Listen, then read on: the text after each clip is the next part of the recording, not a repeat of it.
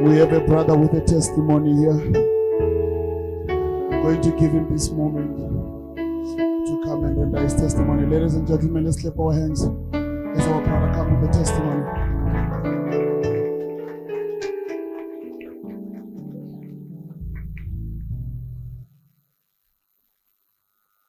You all love Jesus here. Am I the only one? You all love Jesus. Yes, praise the Lord. I'd like to give you my testimony. I came to South Africa with my parents and my elder sister. Okay, thank you. And I was married to my first wife. What I didn't know when I married her was she had a history of mental illness. And we had 2 children. My daughter, who was married, not married. She was born 1978. And I had a son, Mark, who was born in 1980. Now, my daughter went to a play school before going to big school, and her best friend was an Irish Catholic woman, her mother was, who married a South African. And this lady became saved.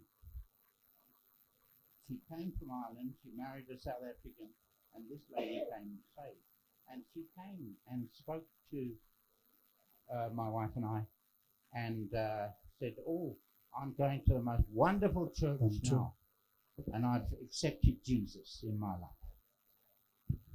And my wife grew up. My wife had grown up in a Catholic family, so she said, "No, I want you to come to the church that I've now go to." And we didn't want to go. And then my wife got ill. She got depressed, and she had to go to hospital. So she said, "You must come to my church." So she gave us directions, but I got lost, and I got there late. And the pastor was already preaching. Now, he was reading from the Bible. Now, I knew there was a Bible, but I didn't own one. And as he read from the Bible, I burst into tears in my seat, uncontrollably. Now, my children had never seen their father cry. You know, cowboys don't cry. And my daughter says to me, "Why are you crying, Dad?" "I don't know, son." And then my son said, "Why are you crying, Daddy?" "Don't know, son." So I had to find out about this. So I made an appointment with a pastor in the week, on the Monday, I think. And I said, "Can you please explain to me what's gone on in my life? I came to your church, which was a Pentecostal church, for the first time, and I burst into tears. And it was like, as the pastor was preaching, I burst into tears, uncontrollably. So can you explain to me, Pastor, what happened with me?" He said, "Yes, your testimony is similar to mine. You got saved in your seat and baptized in the Holy Spirit as the pastor is preaching. That's what happened to you. You've got to come to this church now." So I joined that church, the Pentecostal church. And the next year I went to Bible school. Now, I was so on fire for the Lord at that time. I firstly was given a Bible by my sister, who'd got saved 2 years before I did. And she was telling me about wonderful being saved. Not interested. So when he told me, this pastor, I was saved and baptized in the Holy Spirit, I knew I had to get a Bible, and I wanted to read it. And I had a burning desire to know what is in the Bible. And I hung on to every word the pastor preached. And I went to every service, whether it's two services on a Sunday and a midweek service. It made no difference. I had to go, and I had to read my Bible. And I just had to know what the word said. And there I am, drastically saved. Now, my wife was brought up as a Catholic and grew up in a Catholic family. So, we weren't interested in being. But once I got saved, oh my goodness, you couldn't stop me going to church. You couldn't stop me reading the Bible. My sister sent me my first Bible. She got saved 2 years before I did. And I went to Bible school the next year. And I never did. I protested. I knew the Lord was telling me I had to go to Bible school, but I never did anything in ordinary school because I didn't like school. And I had an appointment with the dean of the Bible school the next week. I said, "Can you explain to me what is happening in my life?" He said, "You got born again and baptized in the Holy Spirit in your seat. That's what happened to you. You've got to come to Bible school." And then I protested. "But, the pastor, I never did anything at school. I didn't like school." He said, "This is a Bible school.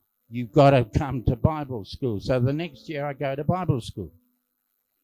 And I was eating up the word. I had to go to Bible school. And when I went to ordinary school, I got very bad marks because I didn't like school. But when I went to Bible school, I couldn't get enough of the word. I ate it up, and I read my own Bible, and I'm growing and growing and growing. And then we went on. My wife wasn't interested. She grew up in a good Catholic family, and as far as she was concerned, that's the only thing to do, be a Catholic. You see, being a Catholic. So, okay. So it caused a problem in the marriage. She was mentally ill, and I didn't know that when I married her. So anyway, I went to Bible school. I loved it, and I graduated with about 96%. It wasn't because I did it, because the Lord did it. Because the dean of the Bible school said, "This is not an ordinary school, this is a Bible school. Now all we want you to do is listen to the lectures, and you'll be tested on every subject, and you have to pass every subject throughout the year." And I passed and I graduated with about 93%. And that wasn't me, that was the Lord that did it through me. And I was eating up the word, and I was, and so there I am. And I went to Bible school. I loved it. I loved it. I ate it up. I couldn't get enough of it. And I was on fire for the Lord from that time onwards. And I couldn't help myself, really. Every person I met, whether I worked with them or met them in the streets, it didn't matter. I've got to tell them about Jesus. They must get saved like me. And that's how I got saved. And I've been serving him since then. It was February 1983 I got saved. And I've loved the Lord ever since. And he changed my life. He changed my life. And he'll change your life. You need to go to Jesus. You need to meet Jesus. And he will change your life like he changed me. And I've